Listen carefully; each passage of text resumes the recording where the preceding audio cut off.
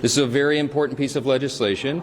It funds the government, of course, until March of 2025. That was a big priority for us. This is America First legislation because it allows us to be set up to deliver for the American people. In January, we will make a sea change in Washington. President Trump will return to D.C. and to the White House, and we will have Republican control of the Senate and the House. Things are going to be very different around here. This was a necessary step to bridge the gap, to put us into that moment where we can put our fingerprints on the final decisions on spending for 2025. We also, in this bill, as you know, took care of Americans who desperately needed and deserved the assistance. We had a record hurricane season.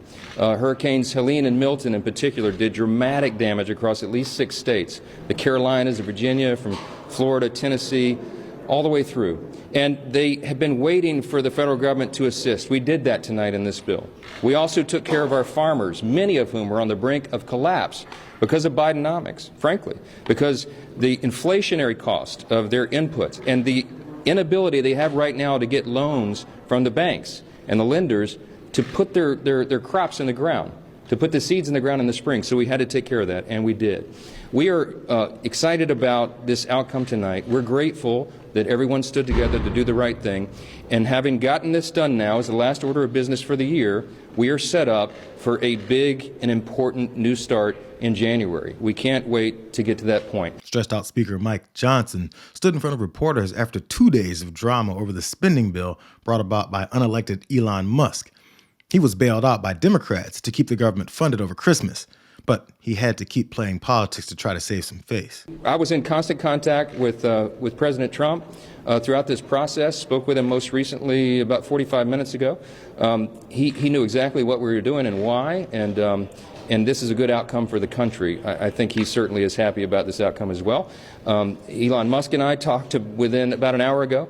And we talked about the extraordinary challenges of this job. And I said, hey, you want to be Speaker of the House? I don't know. He said, this may be the hardest job in the world. I think it is. But we're going to get through this.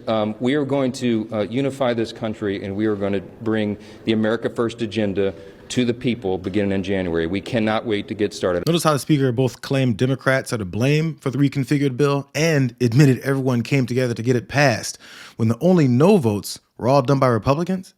But he made sure to shamelessly let reporters know that he got the approval of the president-elect and the guy that bought him, Elon Musk. Next up was Hakeem Jeffries' turn. House Democrats have successfully funded the government at levels requested by President Biden in order to meet the needs of the American people in terms of their health, safety, and economic well-being. House Democrats have successfully fought for families, farmers, first responders, and the future of working-class Americans. House Democrats have successfully fought for $100 billion in disaster assistance in order to make sure that those everyday Americans whose lives have been turned upside down in terms of hurricanes, storms, tornadoes, wildfires, floods, and other extreme weather events can get the assistance that they need to address the problems they've been confronting. House Democrats have successfully stopped extreme MAGA Republicans from shutting down the government, crashing the economy, and hurting working-class Americans all across the land. Yeah, it's kind of the only political play the Democratic leader had, considering being in the minority for the past few years, while Republicans continue to fight amongst themselves over a place at Trump's feet. The sad part is that since Musk now runs the country, they've added another set of toenails to fight over kissing. House Democrats have successfully stopped the Billionaire Boys Club, which wanted a $4 trillion blank check, by suspending the debt ceiling in order to enable them to cut Social Security, cut Medicare, and cut nutritional assistance while providing massive tax breaks for the wealthy, the well-off, and the well-connected. This is a victory for the American people. We have successfully advanced the needs of everyday Americans, but there are still things to be worked on, and we look forward to that fight in the new year. Watching the blatant way these politicians present a completely different reality when talking about the exact same bill gives some insight into how little they really listen to the needs of constituents or care about anything else that these funding deals do.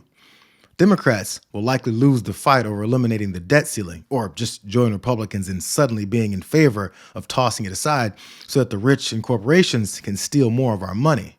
And afterwards, each side will blame the other, while we fight over the zero number of trans people that go into bathrooms and assault women. I was about to say, now, Allie, don't put that on us, okay? I mean, as Democrats are swooping in like supermen and superwomen to make sure that they can take care of the American people. But I just need the American people to have longer memories. Because as you stated, this Congress ended on the same note that it began. But for some reason, we will not have a Speaker Jeffries on January 3rd. We knew that these Republicans in their slim majority were unable to get anything done. And the crazy part is that Nancy Pelosi had the same slim majority. But guess what? We weren't always in a state of crises, and they are going to go into the 119th with an even slimmer majority.